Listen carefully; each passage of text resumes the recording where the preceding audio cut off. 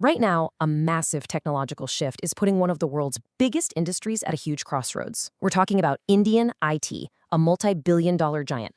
And the question on everyone's mind is this: is generative AI an existential threat, or is it the key to unlocking a brand new, almost unimaginable superpower?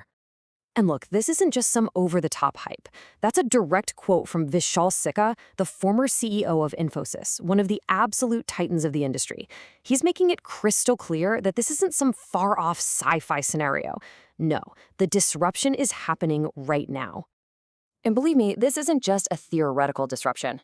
It's already hitting them where it hurts, the bottom line. Sikka points out that enterprise clients are now literally coming to the negotiating table and asking for what they're calling an AI discount. They expect the work to be done cheaper and faster, all because of these new tools. This expectation from clients is really rooted in a very real fear that has sent a shockwave through the entire sector. Okay, so the core of the issue is this. We're talking specifically about generative AI, right? Systems that can create new stuff. Code, text, you name it. And they're getting scary good at the kind of work that's been the bread and butter of IT services for decades.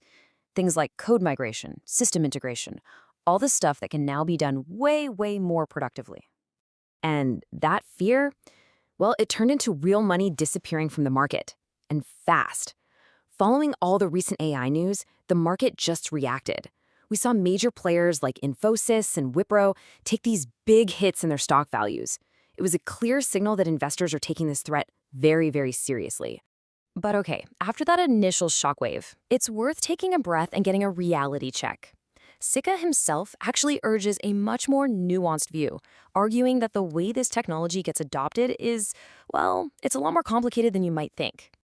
And this quote right here, it just gets to the heart of it. Large corporations, the main clients of the IT industry, they're not nimble little startups. They are massive, complex entities. Sikka calls them civilizations, and that's a perfect word for it. They've got decades of layered legacy systems, internal politics, all these ingrained processes. Change just doesn't happen instantly in a place like that.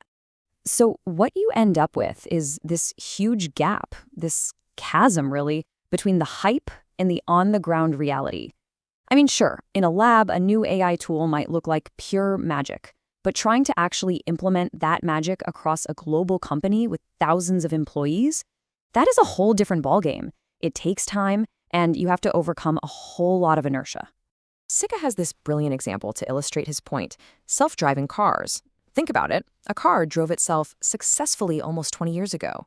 And today, after billions and billions of dollars in investment, a service like Waymo still accounts for less than 1% of all taxi rides in the US. The point is, even revolutionary technology does not equal immediate mass adoption. So, here's the crucial takeaway. AI's impact on the IT industry isn't going to be some uniform tidal wave that hits everyone all at once. No way. It's going to be a much slower, much patchier process, hitting different areas at totally different speeds. But, and this is a huge but, just because adoption is slow doesn't mean the industry can just sit back and relax.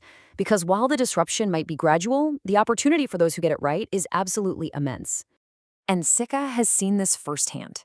When teams and individuals truly learn how to master these new generative AI tools, the productivity gains aren't just incremental. We're not talking 10 or 20% better. We're talking about staggering exponential leaps. He has personally seen teams achieving 20 times their previous productivity. In other cases, that number has jumped to an incredible 30 times the original output. And in one truly wild case, the productivity improvement was over 100 times. Just let that sink in for a second. 100-fold increase in output. To put a human face on those crazy numbers, Sikka tells this anecdote of a single developer he knows. This one person, all by himself, rebuilt a website in just 14 days, a project that had previously taken a team of 15 people 9 months to complete. That is the superpower we're talking about. But that just begs the question, right? If these gains are possible, why isn't everyone seeing them? This brings us to a really key concept Sikka calls the jagged frontier. The jagged frontier. It's this idea that AI's benefits are not distributed evenly at all. The boost you get depends heavily on two things: the specific task you're doing, and more importantly, your own underlying skill level. You know, to put it simply, AI is an amplifier. It's not a replacement for expertise. If you're an expert in your field, AI can make you a superhero. But if you lack those fundamental skills to begin with, well, the tool isn't going to do much for you. And all of this, the threat, the superpower, this jagged frontier, it brings the entire Indian IT industry to a fundamental choice, a massive fork in the road for its future. So, will they choose the defensive path? Will they focus backward on the fear of automation and just try to protect the jobs and service models that got them to where they are today? Or, as Sika puts it, will they take the offensive path? Will they look forward and ask, okay, we had this incredible new ability in our hands. What entirely new things can we now create with it? So that's the real challenge, isn't it? The whole challenge for an entire industry is to move from a mindset of just preservation to one of true innovation. It's about shifting from protecting the past to inventing the future. So for millions of workers and hundreds of companies standing at this historic fork in the road, the question isn't whether AI will change their industry. We know it will. The question is, how will they change to meet it? Will they be the ones building the future, or will they be the ones left behind by it?